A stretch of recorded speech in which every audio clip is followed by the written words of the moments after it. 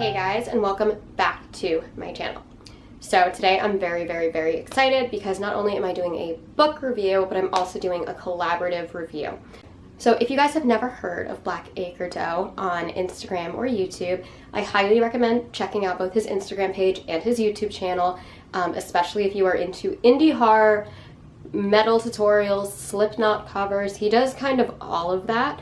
His channel's really fun. His book reviews are extremely informative, very well developed. I believe he posts his book reviews every single Tuesday, and then his Slipknot covers on Sunday. So if you are a fan of Slipknot and horror books, well, that is like literally the perfect channel for you. So he reached out to me and asked if I would be interested in doing a buddy read with him on Malignant Summer by Tim Meyer, and I was like, hell yeah, I want to do a buddy read with you on Malignant Summer by Tim Meyer. And we just finished this up. I will have his channel linked down below so you guys can check out his review of this book as well. And I'm going to throw in definitely a little bit of tidbits of like some of the things that he illuminated for me as we were reading this book together. But yeah, this was an extremely fun buddy read. I love doing buddy reads. It's really hard for me to find people to do buddy reads with, so I was really stoked to get to do this, especially on something this big.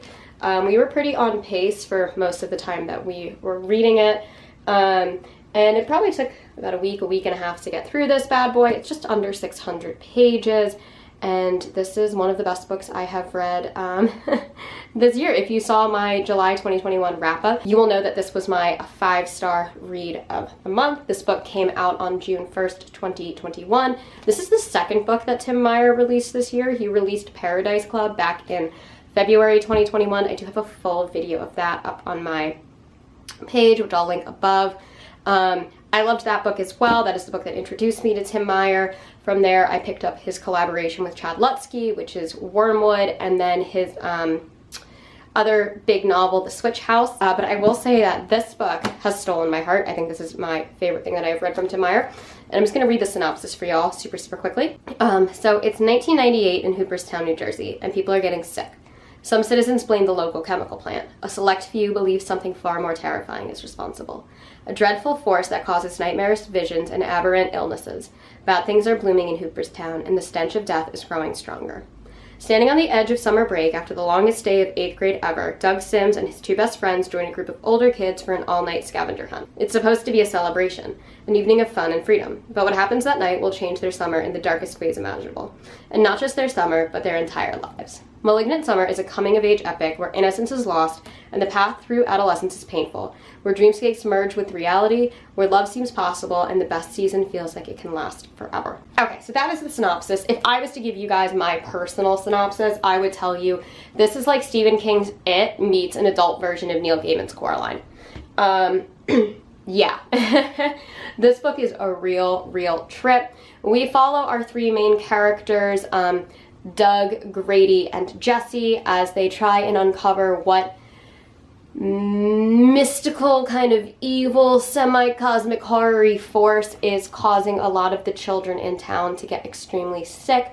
They have a very, it seems like, rare form of leukemia that is not really responding to treatment and is very much accelerating much faster than it should. They do believe that there are some links to the chemical plant that may or may not be illegally disposing of waste where they shouldn't be, but they're not 100% sure if that is the cause. So I really loved this book. As you guys know, coming-of-age horror is my favorite genre of horror. Out of all the coming-of-age horror stories that I have read, only It and Ronald Malfi's December Park are superior to this one, in my opinion. I read December Park earlier this year, and it really floored me. I was so impressed with that I didn't really think I was going to find something else as good until I came across this. And what I like about this novel is it's not your formulaic coming-of-age horror. We don't literally focus on the same 3 kids from beginning to end. Yes, they are our driving characters, and yes, they are going to be very prominent throughout the story, but we do get to look at several of their friends, several of their family members, as well as the school bully, except unlike in a kind of Henry Bowers sort of way, where we just see the bully in a negative light throughout the entire novel. Even though there are some like tragic moments with Henry Bowers, I feel like this novel does a very, very, very amazing job of rewriting the coming of age bully. And I've never actually seen it done this way. I know that Autumn Bleeds into Winter by, I think, Jeff Strand does try and rewrite the bully narrative a little bit. I didn't think it quite worked. I didn't think that book in general quite worked. But I think the way that Tim Meyer rewrites the cliche bully narrative in this novel is so well done, so perfectly executed. I love that this character has an insane story arc from the beginning all the way through to the end. You really see how their character develops and changes and becomes kind of a part of all of the strangeness that is happening in the town. I really loved that, and I think that was one of the things that I found the most unique about this novel. I will say one of my favorite things about both it and December Park, where this novel fell short, is the characterizations of our main children characters. I feel like, I always say this, but like, you feel like you know Richie Tozier when you read it. Like, you really, really do. You really feel like you know Eddie and Bill and Ben. Like, you really feel like you know those. And the same with the kids in December Park. I really felt like I knew who Angelo and Adrian were. This, I don't know if I ever really knew who Jesse, Grady, and Doug were, because they were so similar as characters. Like, yes, you have one who is the loudmouth, one who is a little more timid, and one who is our cliche main character. But beyond that, I never felt like they had real in-depth personality traits. However, with our bully, I found that she, and I thought it was really cool that it was a she, was very, very well developed. I loved reading everything about her character. I was so invested in her storyline, and I thought it was really refreshing for once to have our antagonist, sort of like, again, the lower antagonist in a coming of age story, not the big evil cosmic being this very, very overly developed like character, more so than any other character in the entire novel. And I think that really, really made this book shine, is the fact that we got that insight on who she was. And again, the fact that the bully in this novel was a girl, I thought was also really, really interesting. There are a lot of strong female leads in Malignant Summer, which I also thought was really, really great. December Park doesn't really have anyone. It obviously has Beverly, but that's just one. This book has three. We have Abby, Maddie, and Jewel. Those are our three major female characters in this novel. They're all very, very prominent. I really, really liked Maddie. I thought Maddie was I thought she was introduced very well. I thought her role in the book was very, very important, and I thought she was such a strong, intelligent character, and I really liked seeing that as well in this novel. I think Tim Meyer's overall portrayal of all of the women in this book really gave you more depth and characterizations than any of the men in this book. Which is something that I actually noticed that he did back in Wormwood, if you've ever read that. I think her name was Cassie. The main female lead in Wormwood, which is like a very, very dark coming-of-age story. It's not really like your cliche coming-of-age summer horror story. But she was a very well-developed, she was like a very well-defined character. She had a lot of traits in there to go forth and figure out. And she became a compelling character to read about, even if I didn't think she was that likable of a character. She was an interesting character to read about. Kind of like Harold Lauder, my all-time favorite story arc in any book ever. And I really, really like being able to read about problematic characters from start to finish and seeing what their entire story arc is. I think it's definitely very, it's more interesting. It's like a really cool way to look at almost like a case study of a person. And I think giving humanity to the bully in this book really helped push the story forward, made me really, really care about a lot of the characters and their interactions. So I know that I said that this reminded me quite a lot of Coraline, which I did not expect going into this. Our villain in this novel is called the Mother. Obviously the first thing I thought of was the other mother from Coraline, who is so terrifying. This mother, though, is equally, if not more, terrifying. I found the mother in this book to be so gut-wrenchingly terrifying and creepy, and the descriptions about the things that she was capable of and what she was doing and what she looked like were just bone-chilling. She was so hard for me to picture because kind of like the other mother, I feel like she kind of morphs and changes her images. There's a couple scenes where you see her almost in like her true form, and it was so well written and so well crafted and so deeply disturbing that I was just so impressed with how Tim Meyer did this. Again, I'm not a huge fan of cosmic horror. Tim Meyer always kind of teeters between cosmic horror and like traditional horror, and I think he does a really, really good job of keeping me engaged and not really piling on the cliches in cosmic horror that I really dislike. So I found this, even though we center around a cosmic being as our monster the same way that we center around Pennywise being a cosmic being, it didn't really feel like a cosmic horror novel. I really, really liked a lot of the attention to the backstory of the mother of lost dreams, or whatever she's called. I really liked her narrative and her origin story quite a lot. I thought it was very interesting, the amount of I guess like cultural awareness that Tim Meyer wanted to put into this novel. He definitely talks about the colonizations of America and how, at least in this town in New Jersey, the natives to the land were forced from their land, and therefore the colonizers did become the villains for what they did. I found this book to be very, very, very pro-feminist. I thought that Tim Meyer did a very, very good job of talking about the injustices that happened to Native American women during the colonization of America and how it has carried down through generations to modern day. I thought that was really well done. It is a little more metaphorical in this novel than full-on, like, truthful, but it is very, very well done. I think the metaphor is very, very strong. And I just, overall, I found this book phenomenal. I thought this book had so many great twists and turns. This is one of those books where everything that happens is going to come back later on in the book. So if you read about a character and you're like, that's kind of a throwaway character, that's a throwaway line or a throwaway scene, and there were definitely a couple times where I was like, why did he even include that?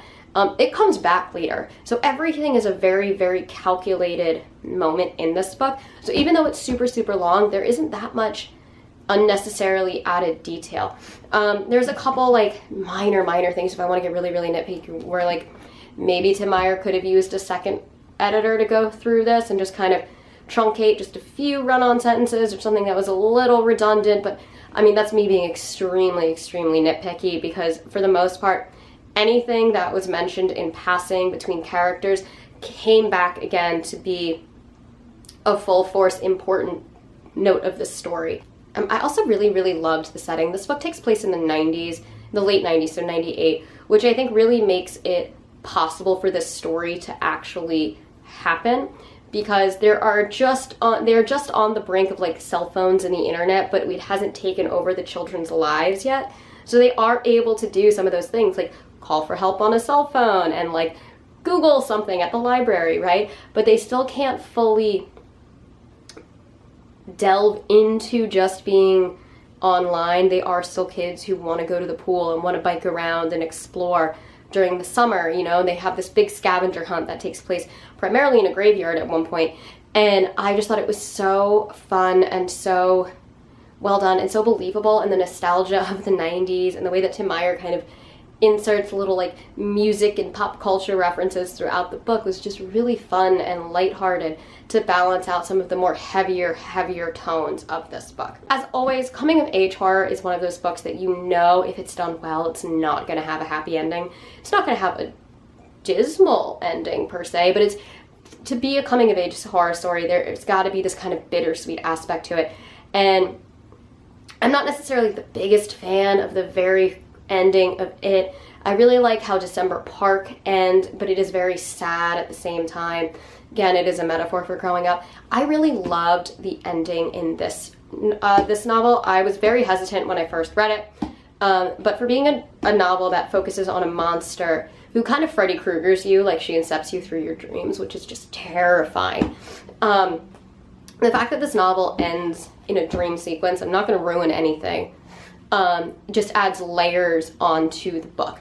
So if we read through the novel, you kind of learn what these dreams are and how these dreams work. So when you do read this last moment, I think as long as you've taken away what the meaning of the dreams are throughout the novel, the last moment of the book actually, though it seems very sad, has this really optimistic outlook, and I loved that. I love that. It gave a very kind of sad ending, a very bright, happy, positive conclusion, and I was so happy about that, because a lot of times these coming of age stories, like, they just kill me at the very end. They can be very, very depressing, and while this one isn't, you know, the happiest in the world, at least it's like optimistic at the end.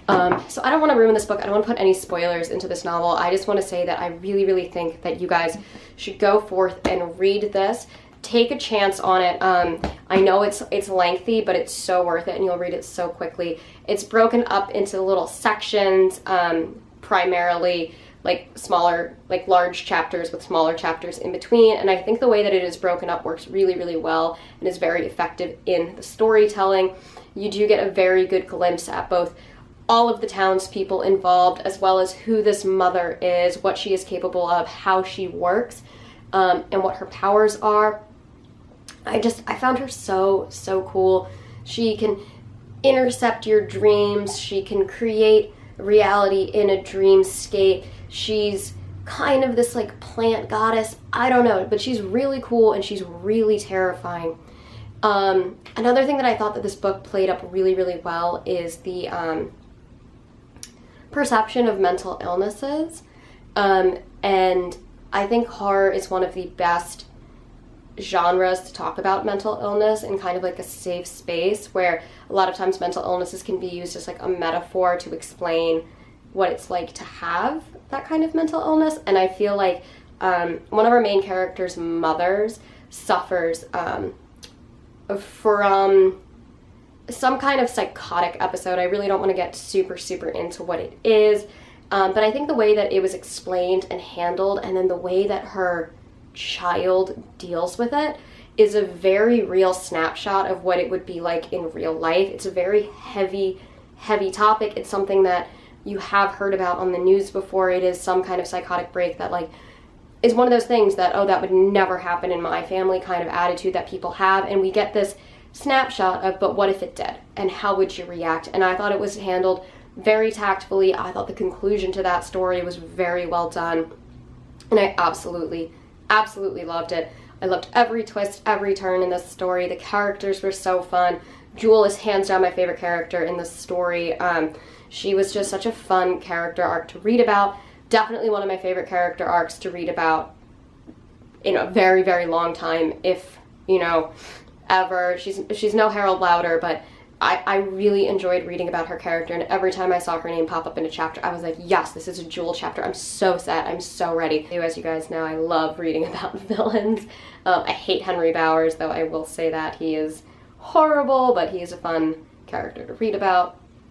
It's no Patrick Hockstetter, though. Patrick Hockstetter is terrifying, but I thought this was really, really, really interesting. I'm totally rambling now, but go read this book. So as I said before, this is a full review collaboration with Blackacre Doe. We did do our buddy read together, so please make sure to check out his channel, to check out his review. He does some really incredible book reviews on his channel. They are almost entirely indie horror. He does a lot of like spotting of authors that aren't necessarily the most mainstream. So if you're looking for some really cool authors that maybe you haven't heard of, like my guy Tim Meyer right here, definitely give his channel a follow. You will not be disappointed.